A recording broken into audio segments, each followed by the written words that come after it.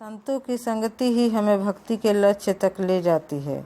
सच कहा जाए तो ज्ञान या बौद्धिक प्रयास एक पथ है, कर्म भी एक पथ है, लेकिन भक्ति एक पथ नहीं, भक्ति लक्ष्य है। महान दार्शनिक शंकराचार्य ने कहा है, एक भक्त क्या करेगा? दुर्जन की संगत छोड़नी होगी। दुर्जन कौन है?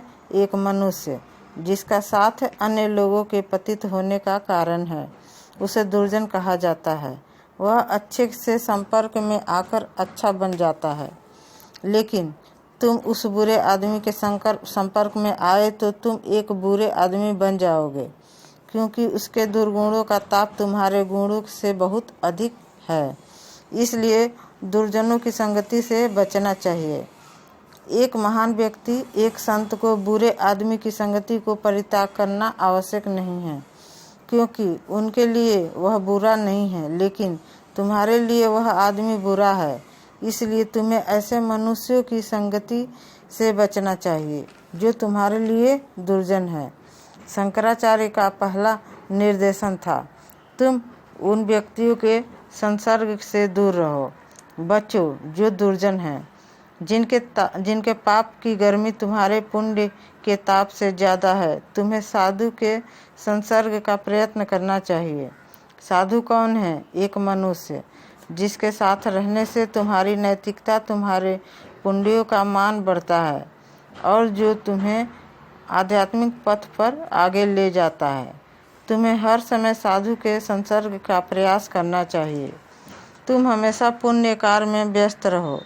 पुण्य क्या है? आज से लगभग 3500 वर्ष पहले एक महान संत थे जिनका नाम महर्षि व्यास था।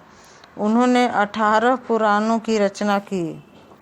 पुण्य की व्याख्या करते हुए महर्षि व्यास ने कहा, यदि तुम कुछ अच्छा करते हो, जब तुम किसी की भी स्थिति में स्वार्थहीन भाव से समाज सेवा करते हो, वहाँ तुम्हें कुछ प्रतिकर्म मिलता है। प्रत्येक कार्य का एक समान है, विपरीत प्रतिकर्म मिलता है, बशर्ते देश, काल और पात्र अपरिवर्तित रहे। यही नियम है। यदि तुम कुछ अच्छा करते हो तो स्वाभाविक रूप से यहाँ एक अच्छा प्रतिकर्म प्राप्त होगा।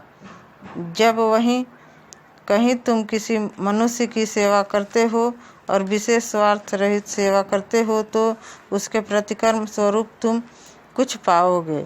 तुम चाहोगे या न चाहोगे, उसका प्रतिकर्म प्राप्त होगा और प्रतिकर्म के फल को पुण्य कहा जाता है। यदि तुम कुछ बुरा किए, किसी को क्षति पहुंचाने का कर्म से किसी को गिराने की कोशिश करते हो तो इस प्रतिकर्म के पाप कहा जाता है। तुम पुण्य कर्म में दिन रात व्यस्त रहो। अब कोई पूछ सकता है कि दिन के समय पुण्य कर्म किया जा सकता है, लेकिन रात्रि में सोते समय पुण्य कर्म कैसे किया जा सकता है? इसका उत्तर है कि पुण्य कर्म करते समय तुम्हें मानसिक आध्यात्मिक शक्ति की आवश्यकता होती है।